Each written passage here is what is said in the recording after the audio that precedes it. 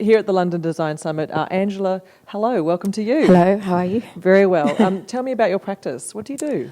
I make narrative-based wallpapers. I come from an animation and a film background, and I decided that you could have stories and information in wallpaper.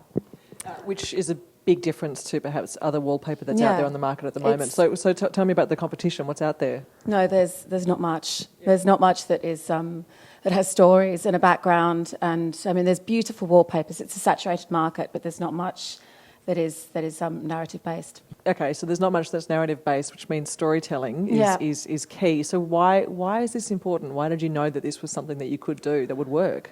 I just fell in love with the idea. It wasn't something that I thought would work, but I mean, it has its own legs, and everyone is very interested in it, and it's something that I can do with clients. It's a collaboration process. So if they have something they want to sell, or a story they want to tell, or they want to talk about a building, or they want to talk about their conscience, their social conscience, they can put it all in a wallpaper, and it can speak for itself. And in fact, you don't really need anything else in the room. You could just have a wallpaper.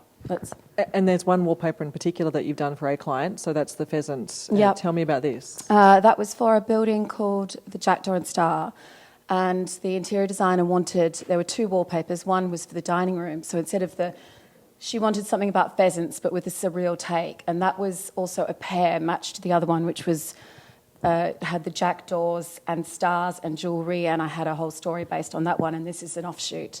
And for this one, it's ladies' arms and legs framing, mutant ladies' arms and legs framing with becoming feathers, framing the pheasants with jewellery.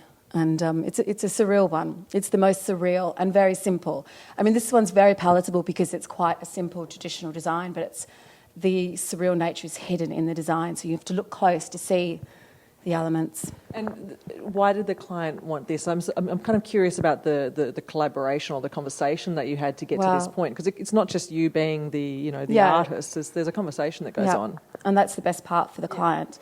I get together with them with a whole series of mood boards and styles, and we talk about the building and what would suit the building. I mean, it was a Victorian building, and then they had a list of things they want, the content, and we talked about what the story was. And for this one, it went through a few phases because she was quite with the first wallpaper that was the jewelled Venus. I mean, that was based on the 19th century anatomical Venus in Florence, where they wanted to educate the society about anatomy. So they had all these sculptors make these artworks where they would take Venus and they would take their fronts off and they would have all their inners out. So I replaced that with jewels. And so this is the extension of that. And so she's become the bird and the jewels are there. So it's surreal, and it was a back and forth, so we would have a brainstorming, I mean, I don't think that most people would want to be that surreal, but with her, it was a great experience. So that's the client, but what about the people in the room, not just the client? Well, that's like many stories. So, there's your intention, and then the execution, and then also the response from the audience, and that's been great, really, and that's. I mean, we have to keep in mind that we're not being too sexist or too this or so. That was good. It's been a great response.